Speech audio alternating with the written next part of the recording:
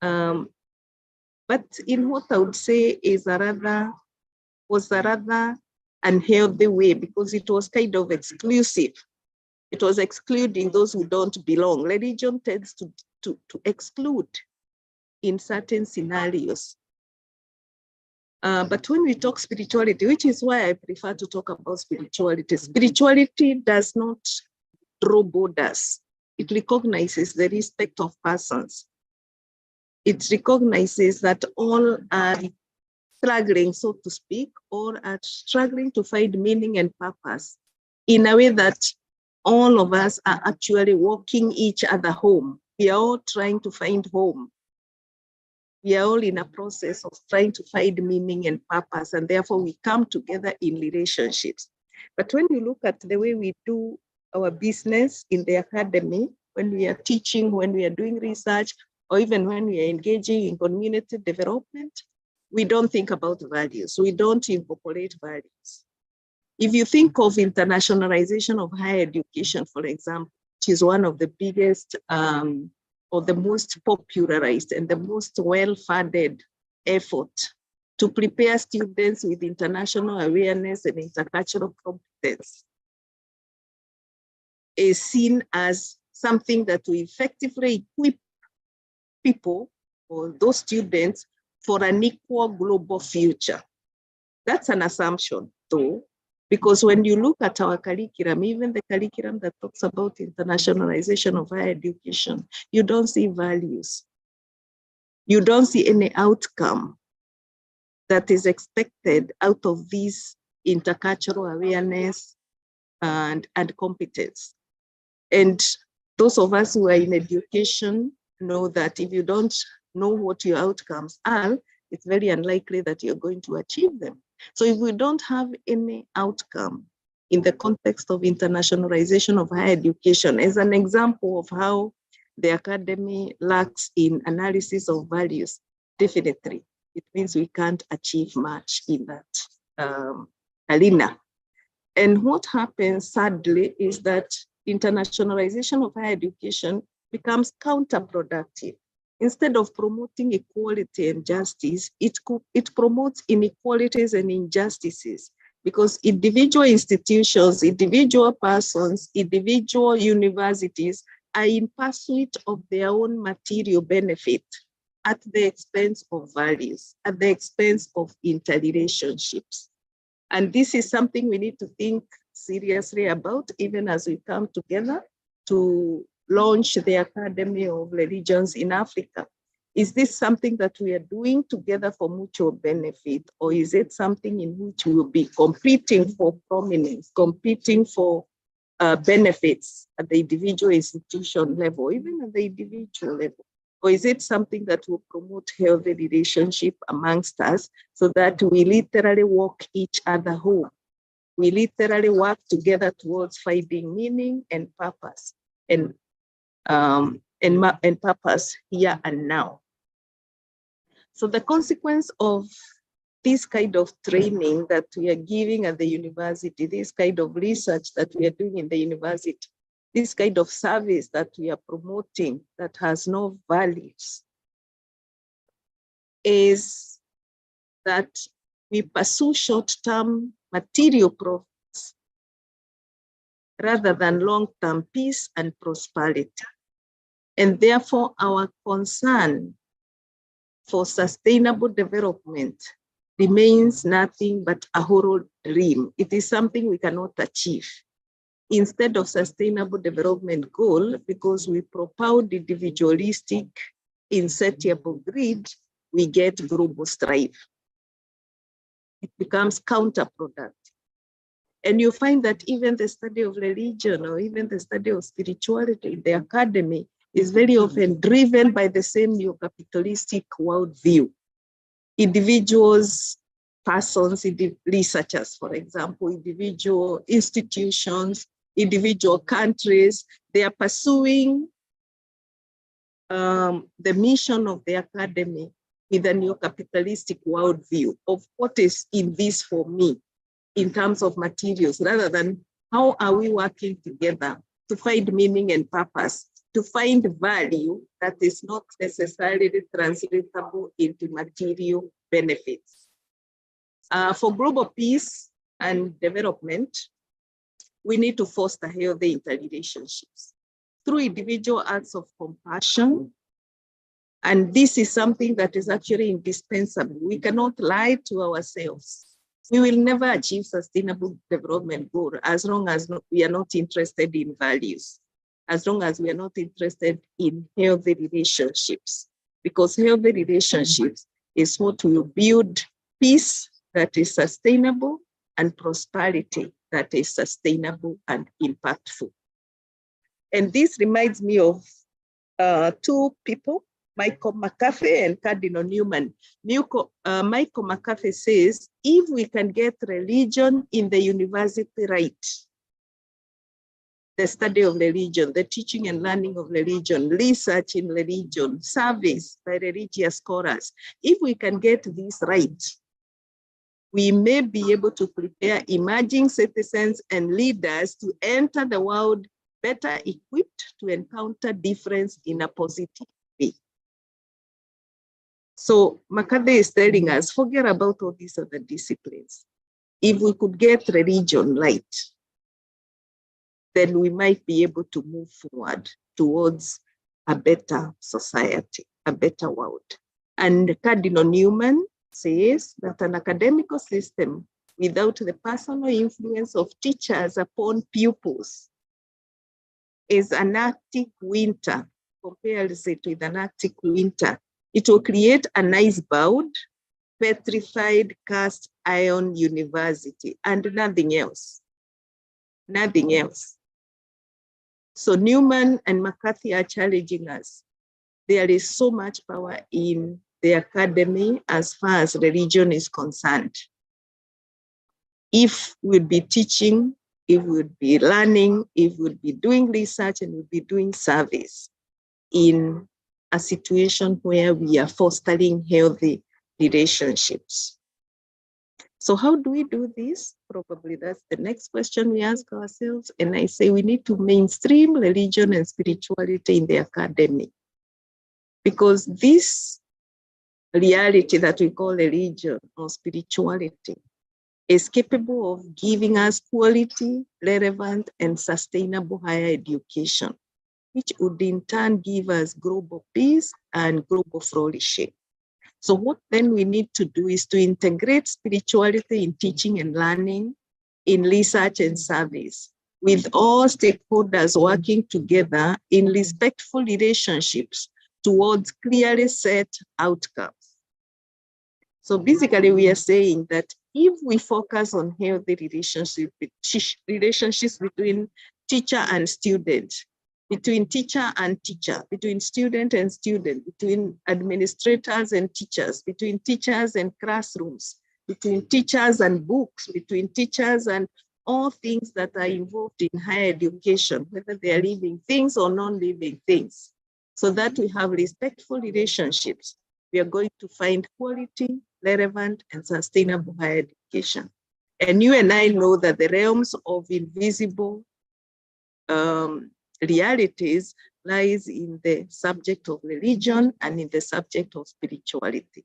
So we need to mainstream religion and spirituality, but definitely we can't do that unless we have ourselves as scholars in religion and spirituality led the way. Because unless we can see, it's impossible for us to lead others to see. Again, I draw on the words of African sages. It may seem insurmountable, but Barack Obama reminds us that yes, we can. And Wangari Maathai, the African female Nobel Peace Prize, the only African female Nobel Peace Prize winner as of today, the late Wangari Maathai says, all of us have a God in us. And that God is the spirit that unites all life, that unites everything that is on this earth. What we need to remember that it is not just Christians who have this God in us. It's not just Muslims who have this God in us. It is everybody, every human person. And therefore we have to find a way of creating healthy relationships amongst ourselves. within the academy so that we are able to spread that love beyond the academy. Very few disciplines are interested in the subject of love or even of spirituality, because these are invisible realities. They are not material things. We are more obsessed with material things. And yet it would appear that this is where things are. This is where global peace is. This is where global progress and prosperity is. We need to rededicate ourselves into more robust and more systematic study of these invisible realities like love, which spreads across all human persons. It's not limited to one religion. It's not limited to one group of people. It's not limited to one sex. It's across all human persons. I was actually very gratified to hear a few minutes ago, a reverend, it was a female reverend, I believe, open her conversation with the word Assalamu alaikum. And I said, excellent. This is the spirit. We need to be not just tolerant, but understanding of each other, appreciating that every one of us deserves respect. Every one of us has dignity, and everyone needs to be part of the process of creating a globe or a world that is at peace and prosperous. And we are reminded that we cannot feel overwhelmed by this subject of invisible realities like love, because as Nelson Mandela tells us, if people can learn to hate, they can be taught how to love. If people can learn to hate, they can be taught to love. For love comes much more naturally than its opposite. All human beings are created for love. So love comes much more naturally than hate. But we have managed to teach ourselves hate, and it has worked. So if we have been able to teach ourselves hate, how much more easy it would be to teach ourselves how to love when we have naturally been built to love. Those are the words of Mandela. And to close this conversation, I say we have African spirituality that is embodied in Ubuntu, which emphasizes loving relationships with oneself. Love yourself. Love everything else around you. Love the supernatural. Recognize the unifying spiritual force within each person. And I'm thinking, perhaps we in Africa, perhaps the Academy of Study of Religion in Africa should be thinking about something authentically African like Ubuntu values, and thinking of how these may be integrated into the mission of the academy, into teaching and learning, into research, and into service, so that we can build greater interconnectedness, greater care, greater compassion, greater mutual respect. And in so doing, we can be certain that we can bring about peaceful and flourishing global community. In the spirit of where I am physically located at the moment, I will say, Danke schön. Thank you very much.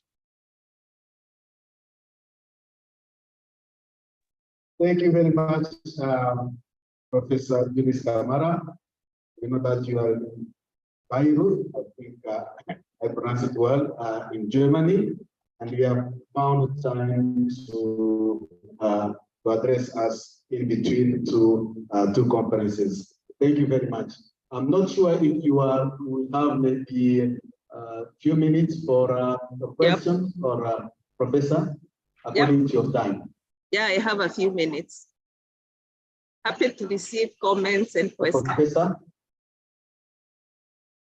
Yes, I have a few minutes. She has logged out. She had already said that she was in between two conferences. No, I haven't logged out. I'm on. You are back. We were just asking if you have maybe for one question. I can take a few questions. Yes, thank you. Okay, fine. So one of the wait for this session just to help us.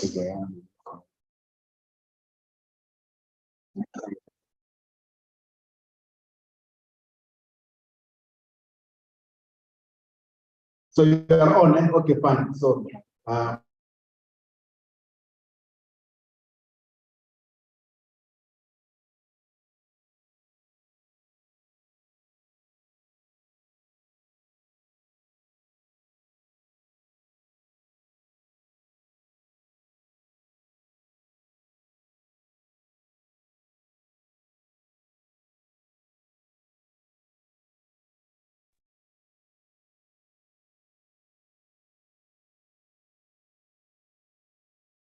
I would like to ask, what is the history of religion?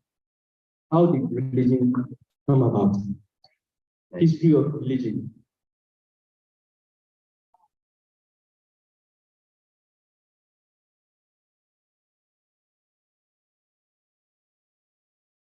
Yes, Prof, you can proceed and respond.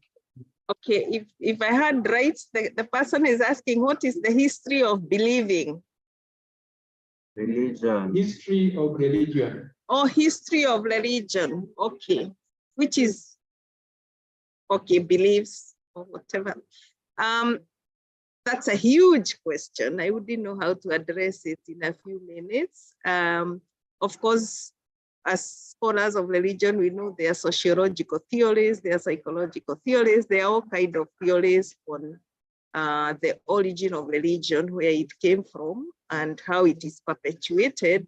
But if I was to answer this in 1 minute, I would say that the history of, and this is an opinion really, rather than a fact, that religion is probably something we may never know where it started from.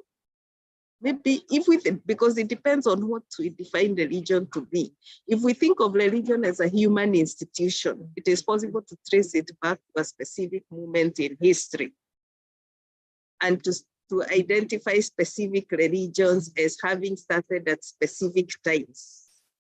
But if we think of religion as, in a broader way, as how human beings relate with themselves, with others, with God, with all that is in creation, then we can say that religion is as old as human beings. As far as we know, it is possible that there never was a time when there was a human person who did not have religion, who did not have relationships, because human beings are created for relationships. If you don't have relationships, you cease to be human. And we all know that we talk to ourselves, we think within ourselves, we relate with ourselves. And we know we can have healthy relationships with ourselves, we can have bad relationships with ourselves. All of us, regardless of whether we believe in God, we know we relate to something else beyond ourselves. We think about something else beyond ourselves, something that often has more power than we do, something that has more life than we do. And that could be translated into religion if you wish. So in a short response, I would say religion is as old as human beings because it is what human beings are. Thank you. Thank you, Prof. Is God a God of religion? I didn't hear that. There was quite a bit of vibration. That? No, I didn't get that. Is God of religion? Is God God of religion? Again, I would say it depends on what you define religion as. Is God a God of religion? Yes, and I'm saying, again, it depends on how you define religion. If you define religion as a human institution,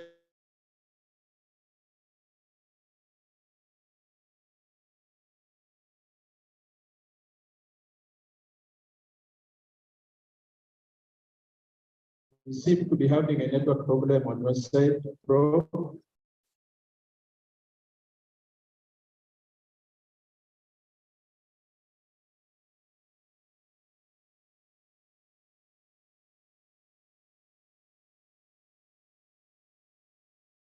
have some scholars of religion here in this room. Maybe still connecting. Maybe for some of that will be the next one. But we are sure you have any answer to that question. I don't know really what is the background of the questionnaire because this answer needs to be in a dialogical way. Now, is God a God of religion? As Professor Kamara started answering, it depends on your definition of God and your definition of religion. The God I believe in is beyond religion, and yet religion gives me access to that God in personal worship. I will answer that much. As we are having some challenges online, and I know that Professor Eunice is in between two conferences. Maybe we just stop there because of the problem of connectivity.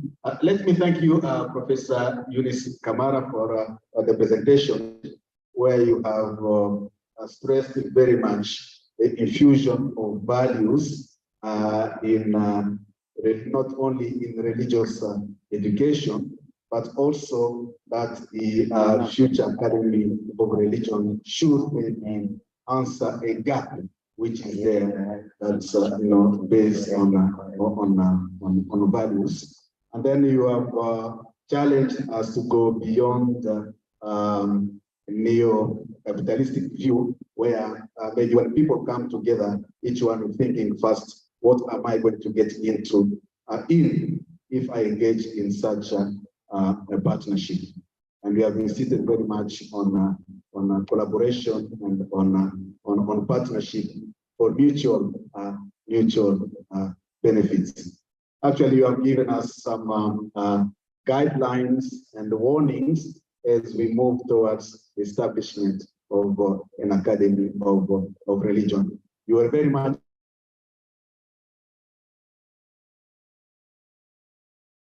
very glad from your input as we move forward towards establishing the Academy of Religion. So I'd like those here present to give a big clap to Professor Eunice Kamara to allow us, allow her to continue with her teaching by Bayreuth in Germany. Dankeschön. Asante sana, Professor Eunice Kamara, for the time that you have given us. So now, let me invite Reverend Father Felix to introduce our next speaker. And this maybe will give us now more time for interaction after the presentation of Professor Sahaya Selvam.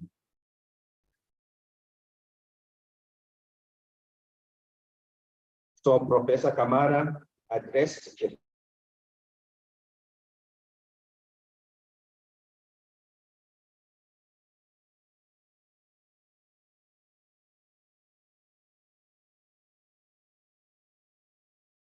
to address us on the theme, the contribution of Western monastic life to academia.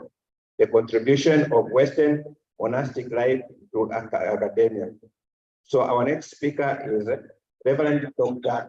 Sahaya Selvam, who is a Catholic priest of the Salesians of Don Bosco.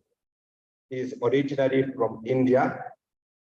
Father Selvam has served in academic and pastoral context in East Africa for 31 years. He has been here in this region for 31 years.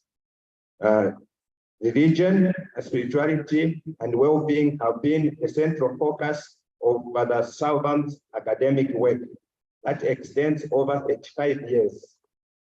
He completed his master's degree in philosophy at the age of 23, specializing in philosophy of religion.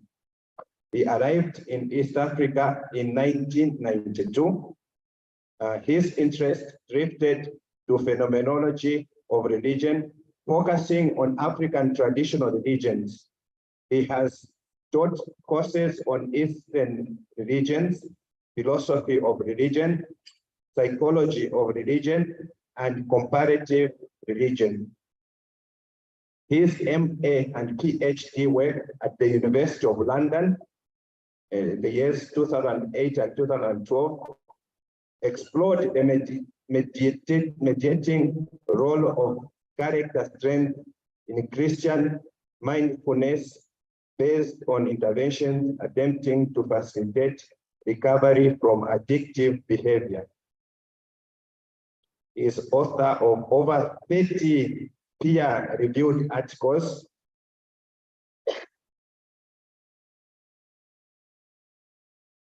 and 8 books. So Dr. Salvam currently works in leadership and management capacity in his religious order. During his presentation today, he is going to trace the history of the influence of monasteries on academia in Europe. The monasteries became first and foremost centers for copying and preserving manuscripts. This made monasteries centers of education and culture. Out of the monasteries emerged the monastery schools and then the cathedral schools. These became forerunners of medieval universities, though their influence began to wane due to Protestant Reformation. The apostolic religious orders like the Jesuits, Loreto Sisters, and the Ursulines became the prophetic groups that contributed to make formal education universal and accessible. So let us listen to Dr. Salvam.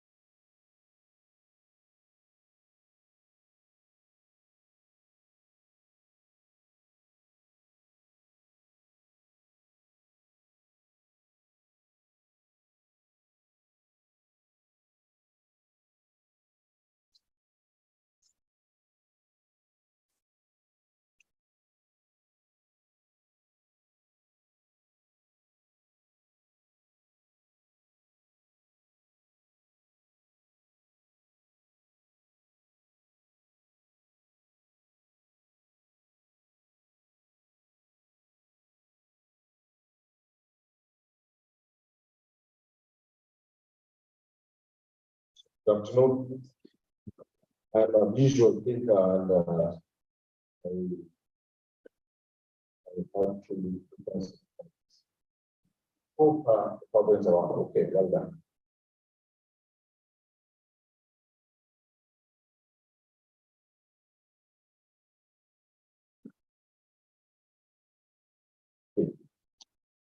Contribution of Western monastic life to the academy. Why this topic? It has been a topic of interest to me for several years now. For one, I'm a monk myself. I'm not a monk. I live in a community of vowed people. I don't have a personal bank account or a personal property. We share our resources. We pray at least 2 times a day together. But we are involved in ministry outside the community. A second reason is when I was doing my full-time master's and a PhD in the University of London, I came across secular scholars who gave me an idea or an impression that I am a monk or I'm a Catholic priest because I'm stupid, that I had no opportunities in life.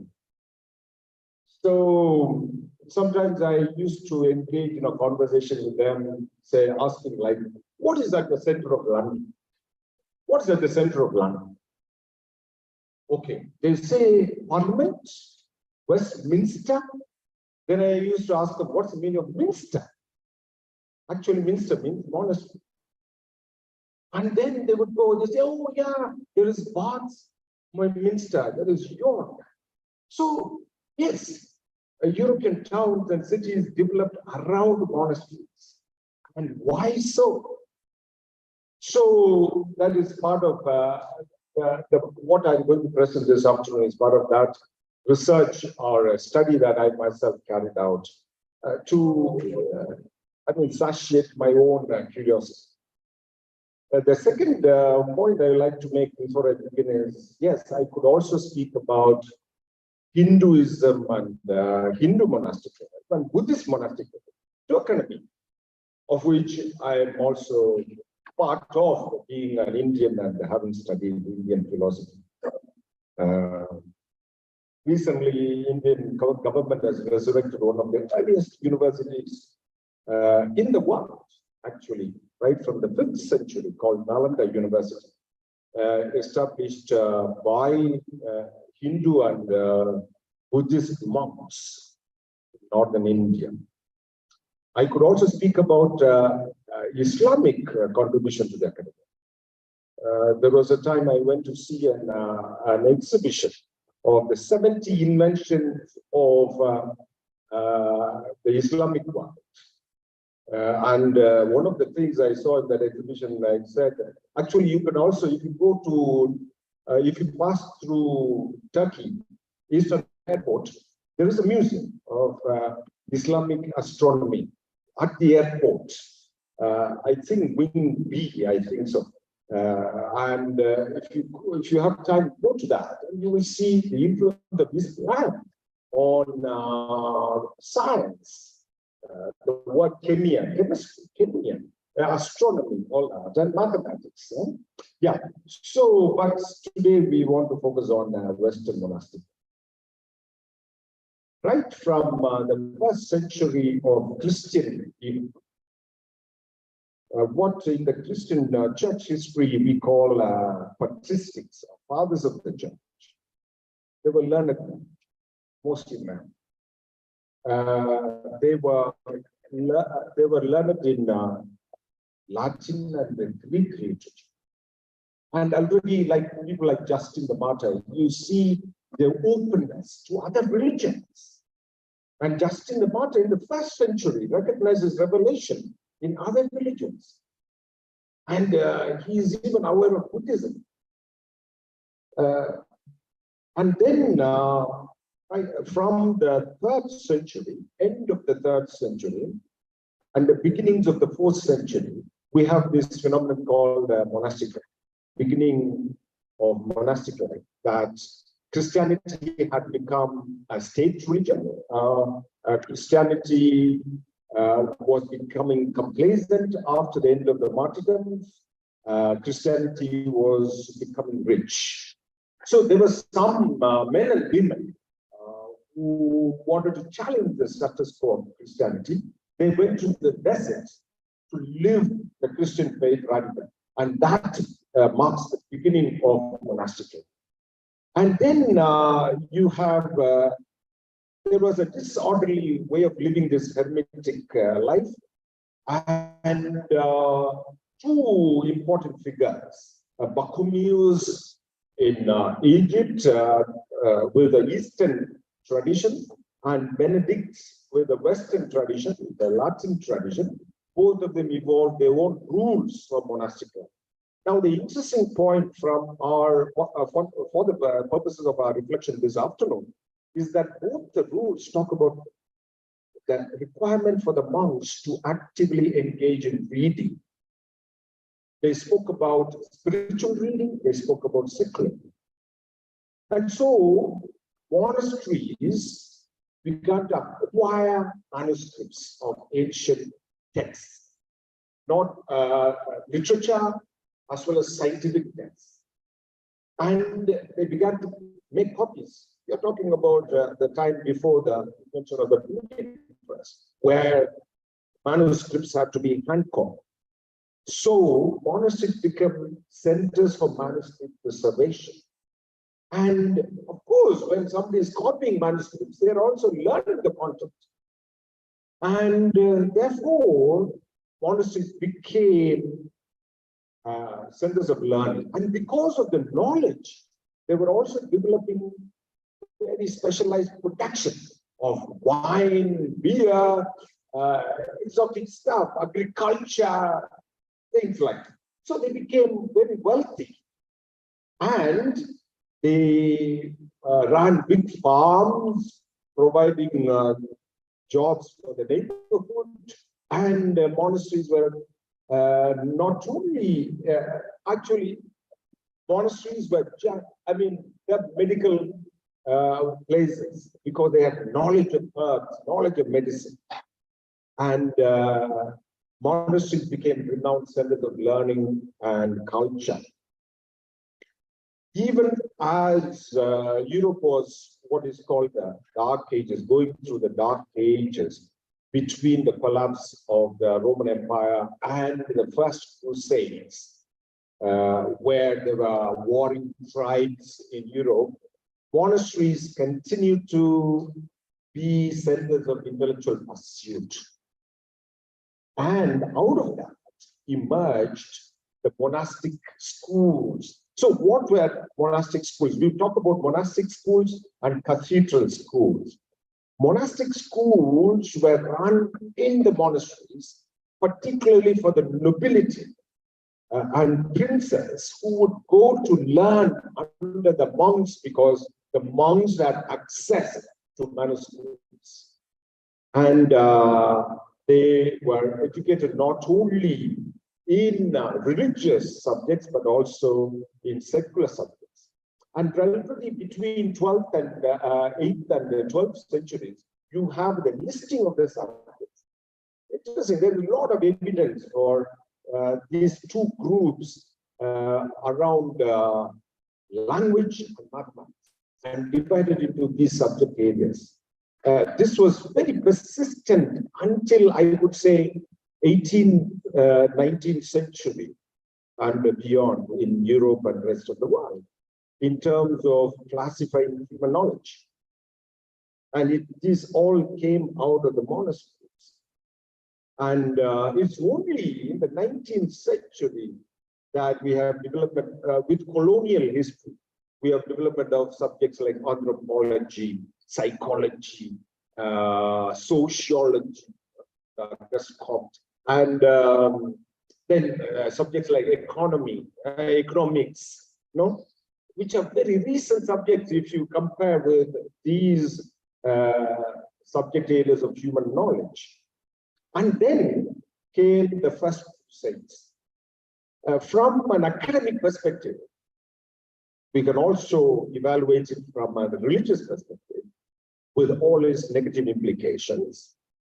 From an academic perspective, this was a very key milestone in the history of academia, in my opinion.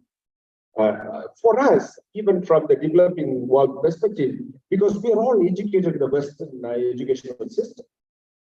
So what happened was Aristotle, even though he was Greek, and today we look at it as West, actually Greece is not West in terms of the development of civilizations and human knowledge. And from the time that, from the time of the collapse of the Roman Empire, Aristotle's work went into sort of Dark Ages. Westerners, the Europeans did not much explore that. But in the Arabic world, Aristotle and the Greek philosophies began to be explored. And first translation of Greek work into Arabic being realized in Syria. And then during the Crusades, Europeans, there are two pathways. One is with the Muslim invasion of Northern Africa into Spain, and with the Crusaders coming into Arab world, there is an interaction of civilizations. There is an interaction of the Arab civilization with the European civilization, but in that interaction, there is also an opening up of the Greek philosophy into the Western world. Greek philosophy and science And we know that until Galileo, philosophy was science. Philosophy was all inclusive of all sciences, human sciences. So, for example, Greek philosophers asking, what is the world stuff? That later we call it atom, that atomos. So, in any case, going back, then Europe comes into tradition of knowledge and Arab tradition, and out of that, learning develops. And it was because of that, then out of that monastic schools, and because of the new body of knowledge that has come into the European civilization during the medieval times, the development of medieval universities. Bologna, University of Bologna, University of Paris, University of Oxford, University of Cambridge, that was breakaway group from Oxford, and Salamanca. You can see how knowledge and institutional learning learning is becoming institutionalized even outside monasteries. And other universities, Padua, which was famous for medicine.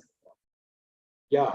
And of course, the Bologna was famous for law. And for example, in the absence of photography, to record human anatomy with pencil drawings, like Da Vinci started with that type of a job. When doctors those days were doing research with during the Renaissance, though later, but I'm giving a history of how knowledge develops in the later centuries of marking body parts, internal body parts, and all that. It's for me, it's very intriguing. So in these universities, monasteries, okay, we are talking about this time when there was no printing press yet, at least in the Western world. Though printing press was first, sort of primitive printing press was used in China. But in these universities, the monasteries that had preserved the manuscripts, they become the textbooks in these universities. And monks developed curriculum.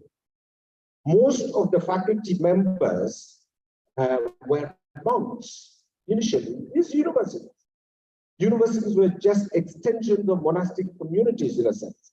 And more precisely, for example, if you take the case of Oxford University, the Dominicans, the Carmelites, the Franciscans, and Augustinians played a very key role in developing the different colleges that are part of the Oxford University, even until today.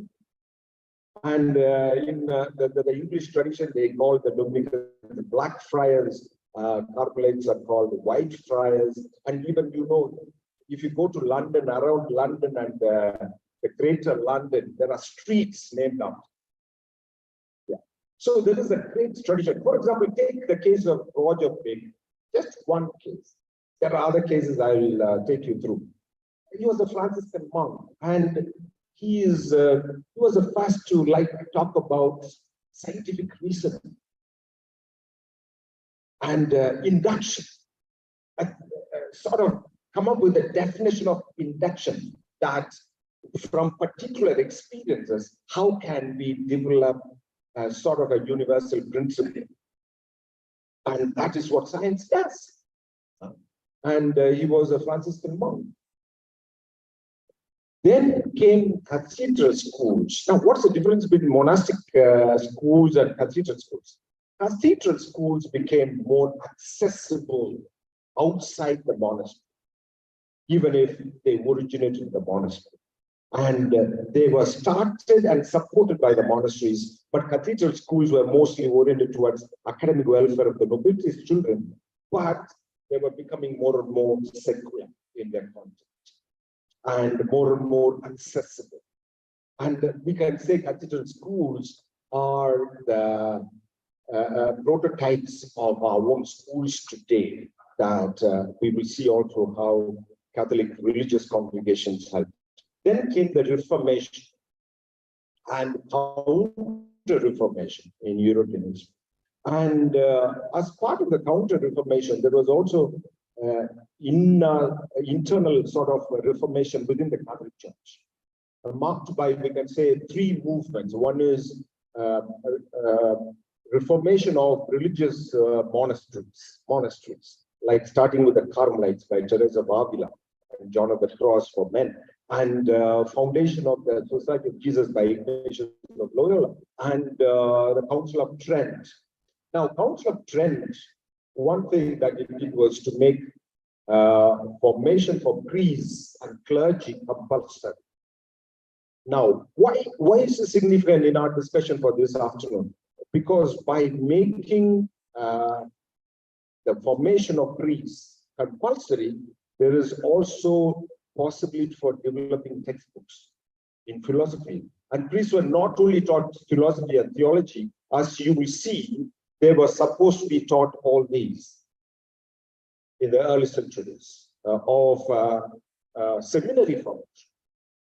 Yeah, and of course, there is another way we can look at it, that today we are assuming that schools will take care of the liberal arts and medicine, so seminaries take care of only philosophies and theology.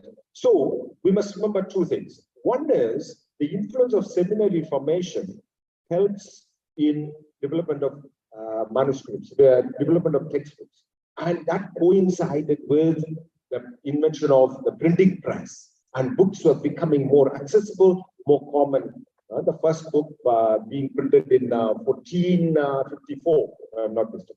And Latin, as compared to Chinese, Sanskrit, and Arabic, which were very scientific languages, very well-developed languages, where with the printing press, with 26 letters, Latin had an advantage. Okay. And therefore, and secondly, because European interaction with the rest of the world was developing through shipping, knowledge was getting gathered. And I think that played a very key role in the domination of the Western civilization until to this point. So, for example, the first time Quran was printed in Venice, there are theories about who printed the Quran first time. When Quran, the Holy Quran, went to print for the first time by an Italian son and father and son company, it was rejected by the Arab world because it had many mistakes, because Arab as a text was difficult to go into print. And that was the same with Sanskrit and Chinese. Like my own language has 260 some letters. It is difficult to go into typeset. Latin has an advantage with originally 23 letters and now 26 letters. So anyway, as knowledge develops, now Copernicus, a clergyman. And interestingly, even Copernicus, there are theories that say his heliocentric theory was 200 years old in the Arab world. So you can see how much knowledge is developing. But my point here is that monks are becoming scientists with all this knowledge that was exploding in the Western societies. And just to take you through through my last part of my presentation, towards universal education that we have all that we are all enjoyed, and the Catholic religious congregations have played an important role, that it coincided with the founding of the Jesuit order. What Jesuit order Ignatius did was to take monastic life into the streets, of which we are all part of. And that means it is not people going to the monasteries to learn, but monks going out. And look at the statistics, look at the figures. The Society of Jesus, who are called the Jesuits, who were founded in 1548. Now, by the time in say 200 years across the world, they have 800 educational institutions. And today they run universities all over the world. And Mary Ward and Loreto Sisters, who are also known in Kenya, very prophetic education for women.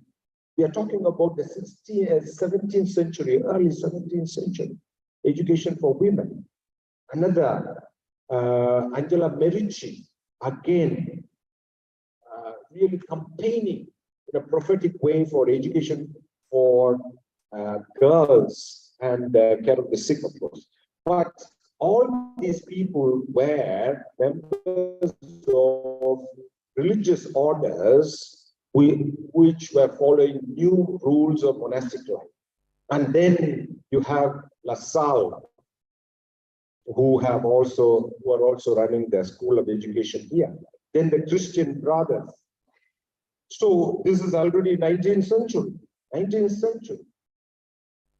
So what is happening, for example, with La Salle, with the Christian Brothers and Don Bosco, especially like my own founder, Don Bosco, he's responding to Industrial Revolution in a very prophetic way, that if young people are better educated in academics as well as in technical trades, then they have a better possibility to be employed in the industrial world. And so then you have the scientists, Mendel's law of genetic inheritance. Big Bang. One who proposed was a clergyman, a Catholic priest. So to conclude,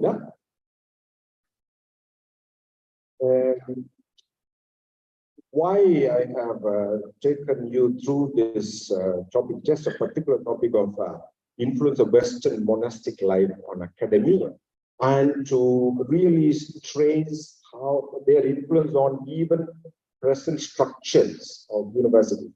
You know what is a graduation gown? You know what is a graduation gown? Graduation gown is simply a modification of monk's habit. Okay, so just to take you through that, in short, religion. I told you I could also talk about Buddhism and Hinduism's influence on academia and Islam's influence on academia. That religion has contributed to the development of human knowledge and the imparting of human knowledge and the preservation of human knowledge. So for me, it is an anathema. It's a contradiction that certain fundamentalist approaches to religion gives an impression that when you go to God, you have to abandon your brain. Or even some people sort of still propagating in the name of Bible that the world was created in 7 days, and or that Earth is flat. Those sort of theories, for me, is completely contradictory to the history of religion. And second point, those of us who are also specialists in secular science, we need to appreciate the role that religions are playing in preserving secular. So here I rest my case, thanking Father Innocent and Father Piri, who have invited me for this forum. I also like to acknowledge my own mentors and friends in scholarship, Professor Mary Petroya and Professor Kamara and Professor Samita.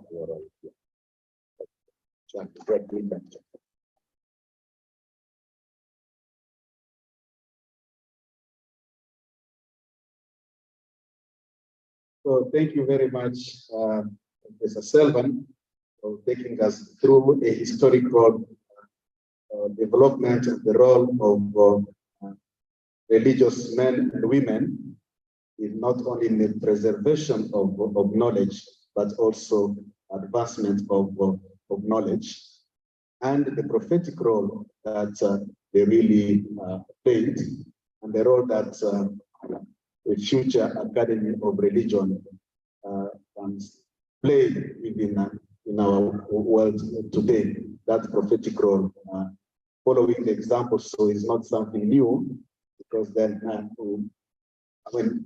following your talk, a certain sense of humility. We are not starting something new. Yeah?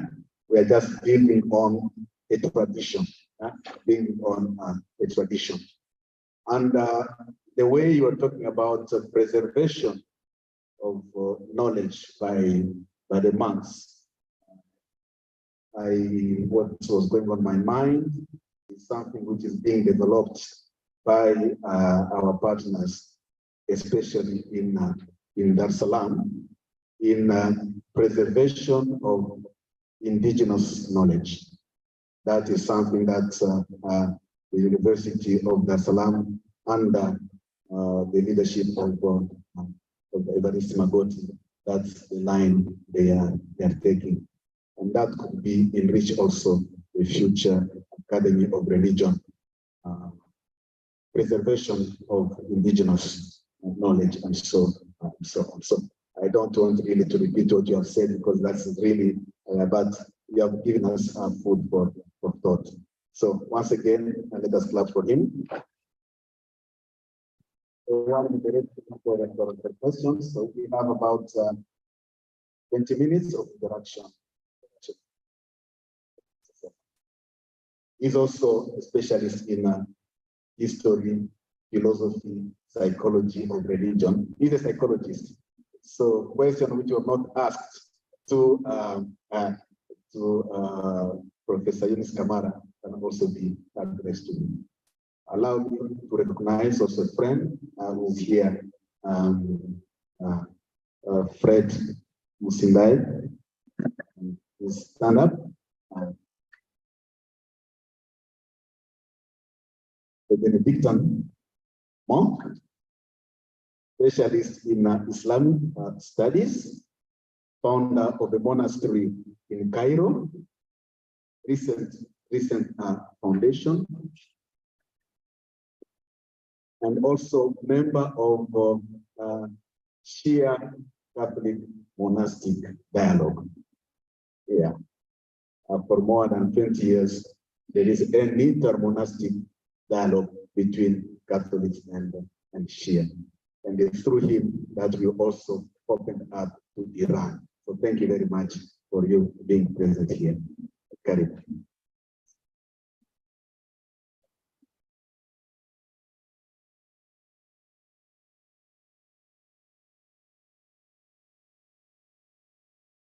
Thank you very much, Doctor. That was very fascinating, extremely fascinating. My question is as follows.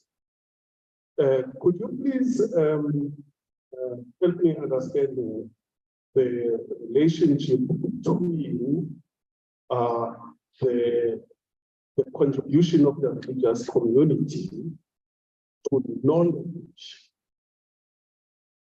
and the relationship between the secularity of ministry, which is offered by the religious community? I'm asking this question because it could be my ministry as a religious practitioner to teach young children how to swim in an area where there are several cases of drowning, where children are drowning. And as my service to the community, I may learn skills on how to swim and then transfer those skills to the community as a form of ministry. But the skill itself is not necessarily religious. It is quite secular, but it is a form of my ministry at the same time. Thank you. I take a few questions and then.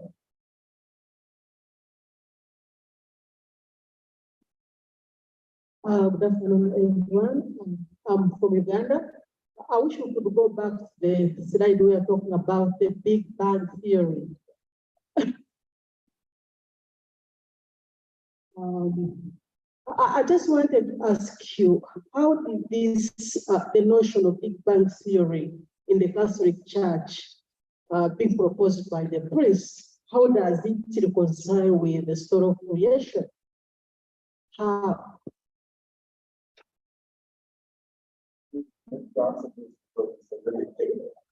Let me answer the two questions. Let me start with this one, because a lot of Catholics think, I don't want to talk about other Christian traditions. A lot of Catholics think that they are more Catholic by denying evolution. I would like to tell them that they are not up to date. 100 years earlier, they are at least 200 years old to their thinking. In 1952, Pius XII wrote an encyclical called Humani Generis, in which the Pope suggests that a Catholic may accept the evolution of the human body. But even on the universe, we have gone beyond that. Okay? So it's a question of looking at the document. Now, how do you reconcile creation and evolution? To me, it seems very simple. It's simple. Of course, the French Jesuit paleontologist Teilhard de Chardin had a wonderful idea about it. Of course, he goes into mysticism from science. I also rely on his own thinking, which was suppressed initially, though, who died on who was buried on an Easter Sunday on a rainy day, attended by less than 10 people. But I think he was a paleontologist. You know who is a paleontologist? Who does research with fossils. Yeah. And so, very simply, to summarize these ideas and how the church, even the Catechism of the Catholic Church now talks about evolution and creation. To me, science is contradictory when they say the first atom that existed before the Big Bang happened by chance. Because in science, nothing should happen by chance. Okay? Science simply tries to decipher cause and effect. And when you trace causes backward to causes, there is an ultimate cause. And so where did that first atom come from, out of which, because of the Big Bang, the whole entire universe came about? So that is creation. That had to be created. That is it for me. So ex nihilo theory. Okay. So the Big Bang cannot come out of nothing. That is it. Simply. Now you want to understand whether these things happen in 7 days in an anthropomorphic way. That is up to you. Whether these, and then you say now, are these days 24 hours, days, or they are millennials? Okay, so those are now ways of, now I'm teaching catechism. Now coming to this question of monastic life, religious life, and academy, knowledge, ministry. I don't see a difference between teaching agriculture and teaching swimming. Monks taught agriculture. From early centuries to the neighborhood. Monks taught winemaking. Okay, medicine. So that is what exactly you are doing when you're teaching now, swimming to a group of kids. Now, there is certain knowledge that is also transferable into skills that is assumed in that whole process. That means, even a religious like me today, who is teaching basketball to a group of youth, has to be trained in a scientific way, if I want to do justice to that. And that is where the challenge to contemporary religious members is. So, unfortunately, today I hear that even in my own religious order, that knowledge is identified with degrees. And sadly, religious communities are not centered of learning in themselves. More and more. All conversations are revolving around football and Ugal Nam Chicha. Then centers are not, religious communities are not centered of learning. So, for example, I don't know if you're a religious, I tend to think you're a religious. Because of your question, religious communities, there is a Benedictine monk here, have reading, for example, common reading, spiritual reading, and sometimes secular reading. We used to have both. Common spiritual reading, common secular reading. We used to do during lunchtime, secular reading, and it's all gone. But why was that there? So that the community has a common knowledge. I can be working in the garden. I can be working in the kitchen. I could be just doing accounts of the community, but we all have certain common knowledge. Not only about inner world, but also about the outer world. Okay. So those are now traditions. And so if you're from an active congregation, I would say we have to rediscover the spirit of the cloister. Okay, thank you. Any other thing? Adam Jarson. But as I'm listening to you as a student of Islamic history, also Islamic history, it's like also you are preempting my tomorrow's talk.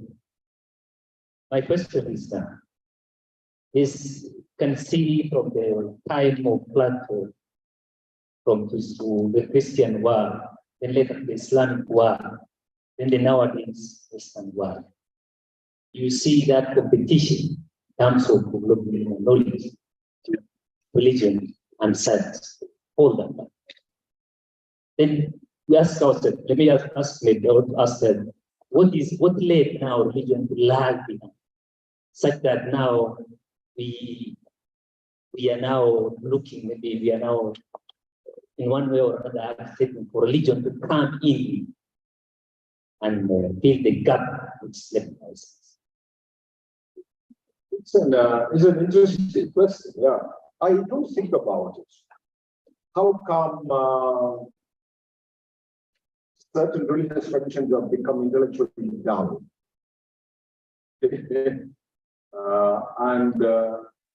Even as a Catholic, I can see there are groups and groups that intellectually are skeptical about intellectual approach. You can speak of other religions as well. And out of that comes fundamentalism and fanaticism. Once you are not using reason, once you are inward looking, and once you are just focusing on the text as such, without giving even room or being humble enough to say every text needs to be interpreted. So there is a whole dynamics of hermeneutics around religious texts. Even if all of us believe that our own religious texts are regained. So what? In the Western, to stick to the Western civilization and Western history, European history basically, was it Galileo's case that made science become skeptical of religion, and science wanted freedom from religion, tooth and nail? And even in history of psychology of religion, we talk about that. When people talk about the psychology of religion and spirituality, they also go into the paranormal and things that are not scientifically measurable. And so scientific psychology tends to reject religion, completely in all its forms. Was it that happened? Was it so the enlightenment, development of science independently, and was it Reformation itself, suppression of monasteries, suppression of symbolic language around religion. Okay, which also then coincided with the printing press and expansion of human knowledge and the freedom of physical sciences. Then was it French Revolution? Okay, I'm talking only about the Western history. So all those historical milestones or epochs could have influence to now what I see is a dichotomous way of talking about religion and science. There are blogs and blogs on the internet. People create content on YouTube. A very dichotomous way of talking about religious traditions. Very savvy and binary categories being used, either black or white, right or wrong, truth or non-truth, as if they know it, all. And so for me, I don't know which is post-truth. Is it really? We are talking about the post-truth here. We don't know what is true. Is it people who claim to be true who are not true? Because they seem to be not humble enough.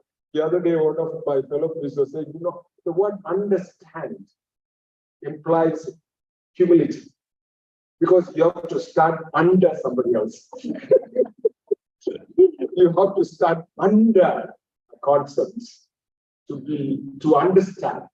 And his religious arrogance.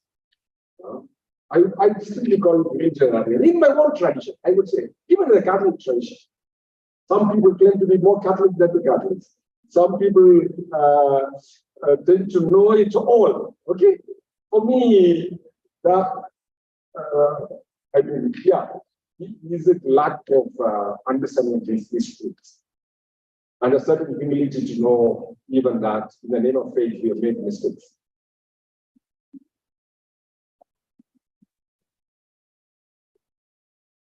To moderate. Okay, thank you very much. My name is Priest Hilibwe from Makerere University, Uganda. I wish you can give back the slide about the branches of human knowledge. Okay. I think that's the one, yes.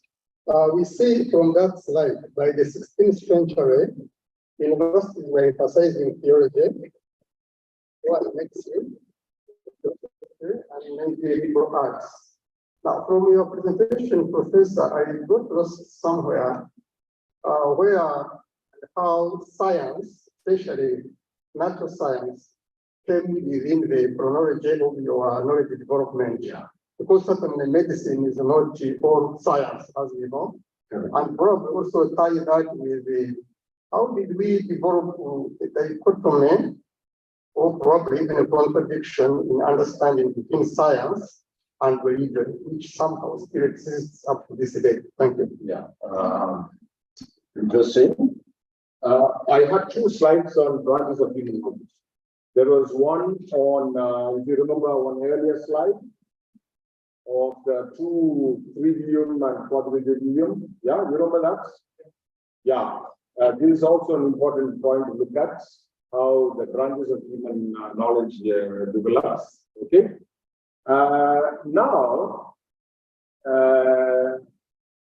in short, to answer your question, in this sort of a pyramid,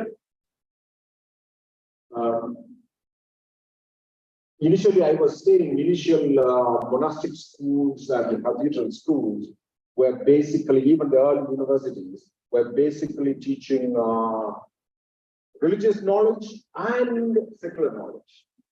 Then they began to be branched. Now, until Galileo, okay, it is later part of 16th century and early 17th century, philosophy was everything. Your physical sciences. And medicine was developing as an independent sort of a body right from the beginning. So all the physics, chemistry, dealing with the material world, okay, was seen to be philosophy. You have studied the classification of animal kingdom when you're in primary school, Europa, the phyla, the families, and all those things. Genus, species. Who was the first to classify the animal kingdom? Okay, what we studied in school was by Linnaeus, okay? Linnaeus, okay? But the one who started classifying the animal kingdom first was Aristotle. Alexander the Great was his student. And as Alexander the Great was conquering territories, he would send specimens to Aristotle, who would classify them. Okay, so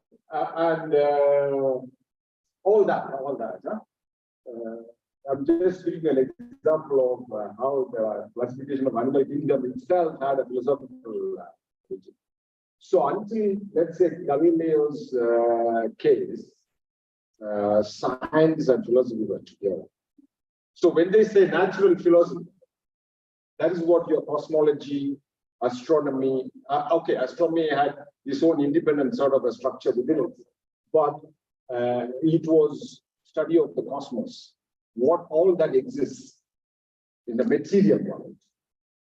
Then, of course, metaphysics would be the world, which is now the theoretical world.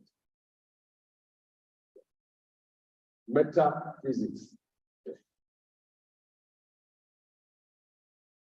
So today, even today, even if you talk hardcore physics, when you say physicists, they are very theoretical people. Yeah. Then out of that theoretical physics, you have application of all those. Thank you for the great presentation, and of course, bringing the work of the monastics in the knowledge in academia. On the same branches of knowledge, I don't know now, because this was 16th century universities, now we're in the 21st century. Are you seeing the hierarchy changing and probably theology coming at the at the base, and probably another maybe the philosophies or the liberal arts? What are you foreseeing? Rather, what would you focus in the 21st century? Because this was 16th century. Definitely, the material knowledge of the material world is overtaken. Okay, and the social world, let's say sociology, psychology, economics, that's all social. And the philosophy itself, contemporary philosophy itself, is becoming social theories. So that is how human body of knowledge is developing right now. So we are not going backward anymore. But what we can appeal to is for these secular scientists and secular scholars to appreciate this history. That is it.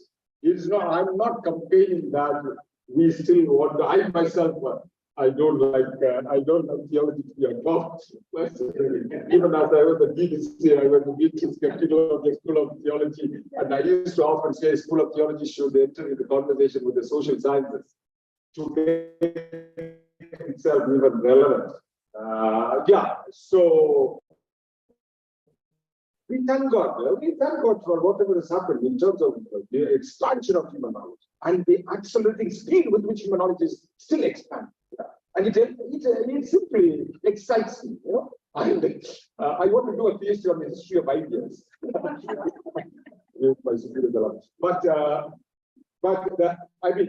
So we don't want to take the wagon backward. No, we go forward from where we are. But we need to respect history and where we have come from.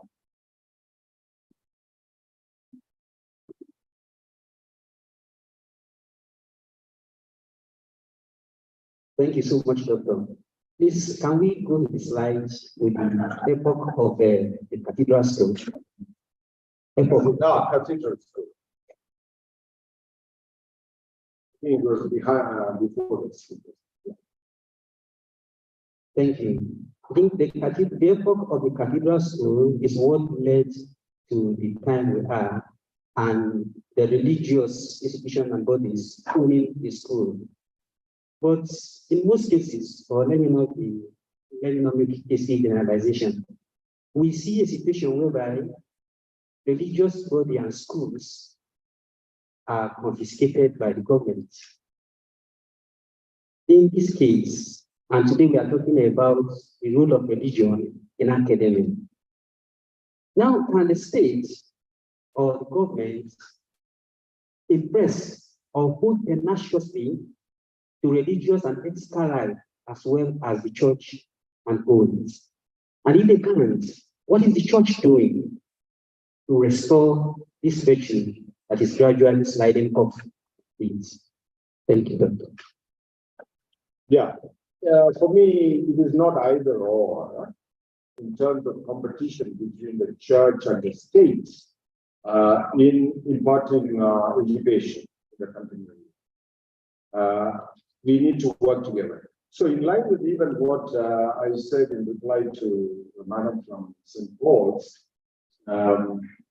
just as secular scholars need to appreciate the history, even policy makers in our ministries of education need to appreciate where all this has come from. It is not that we are sort of appealing to a principle of entitlement. Of course, if you are a Catholic and you are running a Catholic school, you better obey the government rules. Yeah, but the policy makers need to understand that, like Catholic universities today, Catholic universities, let's say Catholic University of Louvain or Melbourne, it is not simply, it's simply Catholic in terms of theology. It has its medicine, it has its law school, or Catholic University of Milan. They are centers of learning still. And while Catholic universities and Catholic schools will go by standardization of each of these governments, the government people also need to appreciate where they come. That would be my only appeal.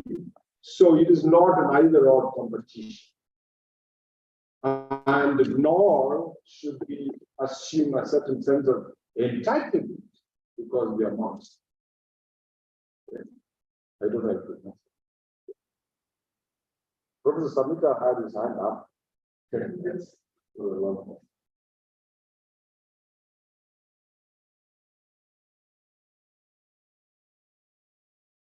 And so even the Catholic Church has to be humble. For example, I'll tell you, here when I was in Canada, we were trying to sort of get accreditation from the Commission for University Education for our research degrees. And it is possible. What is it? How is it possible? The Congregation for Catholic Education and Culture now, as it is called, should officially, through the nunciature, write to the KMQA or the Commission for University Education in Kenya. And the Catholic Church is not humble enough to do that. That is it, to write a recognition and a request. Yeah. Because the origin of university that doesn't hold it. We have to comply by the laws of the land. Thank you very much, Prof. This is really profound presentation. I think you have helped us see that the monastic life given to us a holistic kind of education. It actually drove to the world an education that is very inclusive, But we are in a very dangerous spot where after monastic life promoted both secular, logical, religious education and science, the development of science. Now, science has reached a point where it's throwing away religion. You are useless, you are trash. I think this is very important for us, especially in the Academy of Religion. What would you say are the lessons we need to learn as we promote religion, the study of religion? What are some of the lessons we need to learn from this shift? It's a question I often think about as well in my own personal life and ministry. Definitely, human knowledge has become very, very specialized and compartmentalized. Instead of way somebody can integrate all that, I think it's difficult because the branches have developed voluminous body of people. And it's difficult to go back to that branch in terms of one person studying all this stuff. Because the volume is big. And it starts expanding. So, so what could be the take home for Academy of, what is it called? Academy of Religion. Academy of Religion. For me, it's about dialogue. It is about dialogue between religious traditions and scientific traditions. And here, sometimes I know that you are a scholar of religious studies. Sometimes we also make judgments on scientific scholars. To me, sometimes religion is too inward looking. Like from a Catholic theology perspective, what I find theologians doing is they're talking to themselves. Even the discourse that they use, in terms of the discourse is the language, how to use language, is not accessible to someone outside that group. So then how do you really bring people along? For me, it is even from an evangelization perspective, it's counter when you're talking to yourself. Especially when you're talking a very philosophical language that does not exist in the world anymore. Because the world is speaking a scientific, and the theologians are not capable of speaking that language, so they feel threatened by science. So I know, I'm generalizing, I know that there are theologians who are scientists as well. Catholics too. In other churches, it's more common. Lutherans are among Lutherans and Anglicans. Like I can think of Alistair McGrath in Oxford, who happens to be a husband of my PhD supervisor. That's why I know him. He has developed a whole theology around natural theology course.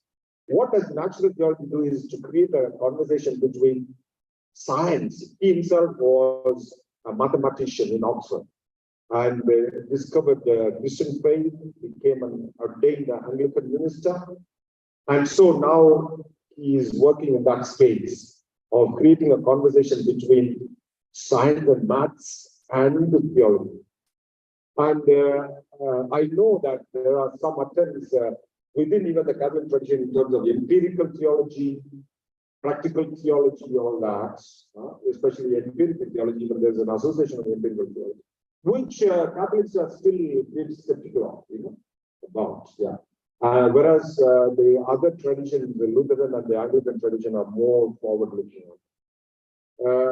Similarly, then I know I was at the summer school in Cambridge a few years back of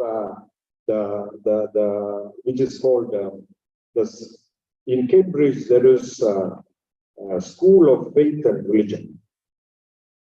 It's called Faraday Institute. And I was at a summer school, and there was a whole lot of scientists who are engaging in conversation with me.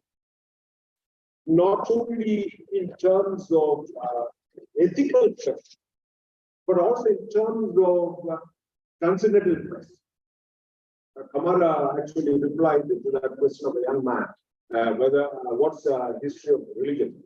That it is about transcendence, that is a human need for transcendence. And that is the origin of religion. And so there are scientists seriously. Even I, in one of the lectures that I attended during the summer school, was, I don't remember his name, a scientist who worked with Stephen Hawking. Yeah.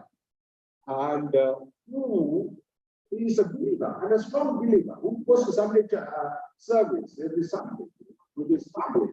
And not because he's a man who wants to be taking the family to the church as many Nairobians do, but he's really a person of faith. And you can see how he's entering into a conversation from a very abstract physics and faith. So we need more and more of that, and I hope the Academy of Religion will promote that, right? So I would like to, Rita, you have already raised your hands. Let it be the last, the last question. And if there is one or two other questions when we are taking a cup of tea, maybe you can, because I mean, you see how interesting your topic has been, and so that we need also to bring the Professor Rita.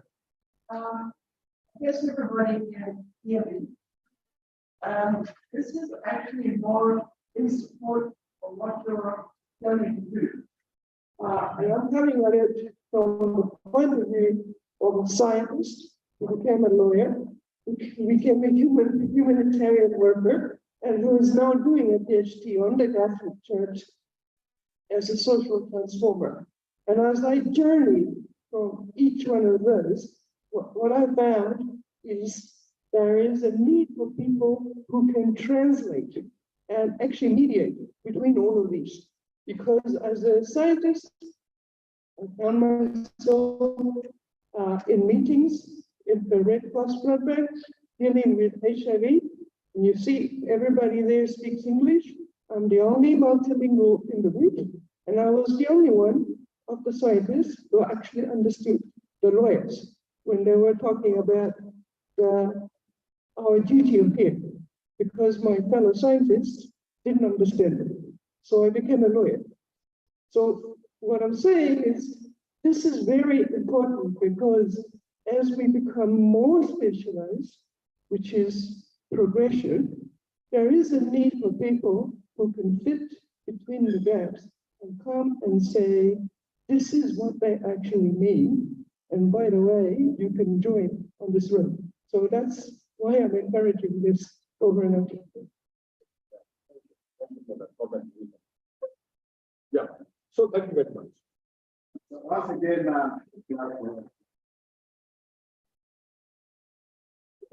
before Father Felix comes, I would just like to inform that as Iris, we are thinking about, not thinking, but actually of a trans-cultural, partnership between Global Ministries University in California,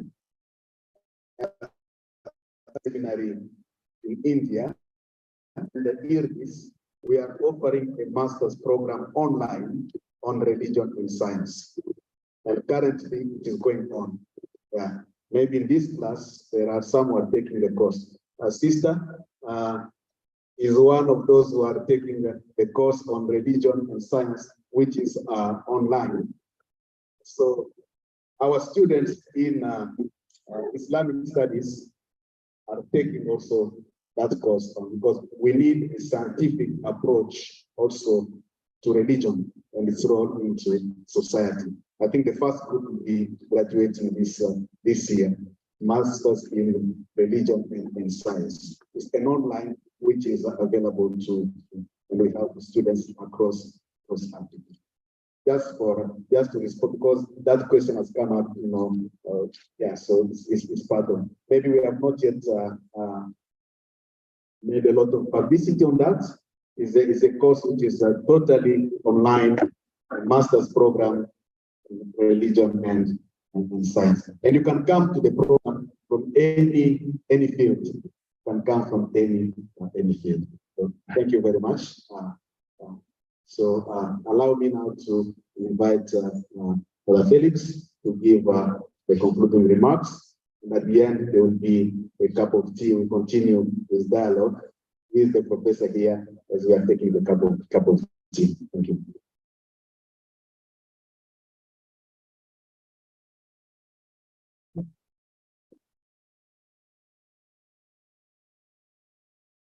So we say the main occasion for this conference has been this meeting organized by Variant.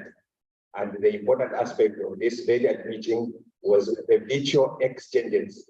So we have had just a test of that virtual exchange through the first presentation of Eunice Kamara, which has got some elements of what we discussed. Of course, it doesn't contain all the elements that we discussed in our exchange about the virtual exchange, because here the whole audience was with eyes fixed on the screen, with one person speaking. I think there are going to be more dynamics in the exchange. So in a sense, Eunice Kamara gave us some cautions thinking about this academic origin, what we are going to do. So she gave us some caution that in a sense, collaboration and the sense of value. What are the values that we are trying to promote? And she insisted a lot about the spirituality. And so now we had the talk by Dr. Salvam, which kind of gave us a specific aspect of the contribution of monastic life to academia. So that might appear a bit distant to the Academy of Religion in Africa, but it also has its own value in the sense that as we are thinking about this Academy of Religion in Africa, we have an example of how in the past the religion has contributed to intellectual development. So in a sense, we are encouraged. So we have to think in our time, what will be our own contribution, and then how much can we contribute to this creation of knowledge. So the whole conference was themed the role of religion in academia. So today we have seen two themes. That's the role of religion in academia, scholarship as a vocation, which was the presentation by Eunice Kamara, and then the second presentation, the contribution of Western monastic life to academia. Tomorrow, those who have received the program already, in discussion with the people concerned, we might propose some adjustments. So the discussion about virtual exchanges, we might propose that may be done as the last part of this that we have to see with them, so that the other conferences can come earlier in the morning for logistic reasons. There are people who have to leave by midday, so they have to present before leaving. We cannot letting them go with what they have prepared. So tomorrow, virtual exchange in religious Euro-Africa, we are going to see where to place it, probably at the end of the day. So that means the other three conferences, which we are supposed to have, will have to come a bit earlier. So the one over Dr. Samita and the one over Dr. Sakuba, and finally the one over Bolori. They'll come a bit earlier, and then we conclude with the virtual exchanges. So it has been a very fruitful day, I think, as a starting for the conferences. So we hope to have more profound discussion tomorrow, building on what has been discussed today, and expanding also to other areas of our concern. So I wish everyone a good evening and hope to see you tomorrow.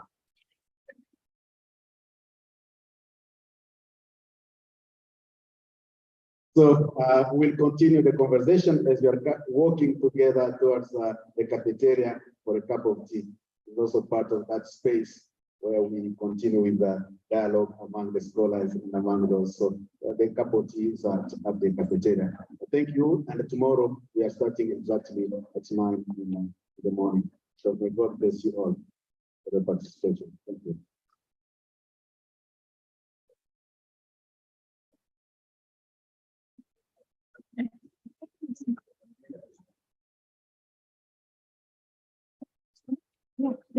I sent it. Okay, I'll send it again. Did you go onto the title of our contribution? Because we're not noticing. I saw it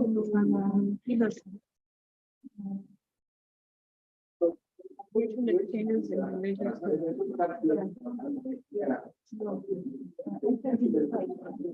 because it wasn't about the exchanges. Otherwise, so I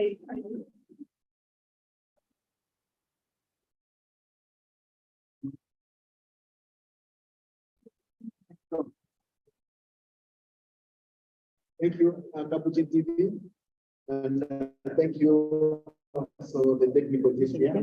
Okay. sent you an email about 10 days ago.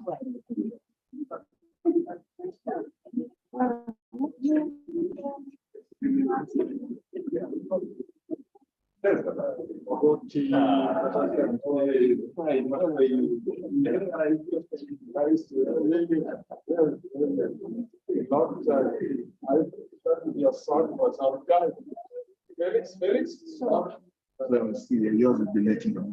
it's not a problem, but I sent you a title and then Debbie didn't have it. The title was Transnational Exchanges in Religious Dialogue, Shire from Europe to Africa. Okay, that one. It wasn't the one. Okay, is it okay if I write it? This is a transnational exchanges in religious dialogue. And, 2 points. Shire, which is at the foundation, F. Shire from Europe to Africa. So I will explain also the genesis of our collaboration, and at the end on the virtual exchanges and why we wanted to establish. Okay. Thank you, Debbie.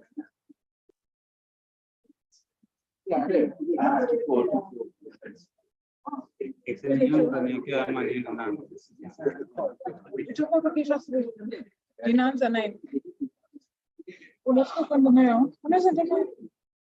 Tuende nayo utakuja nayo kesho.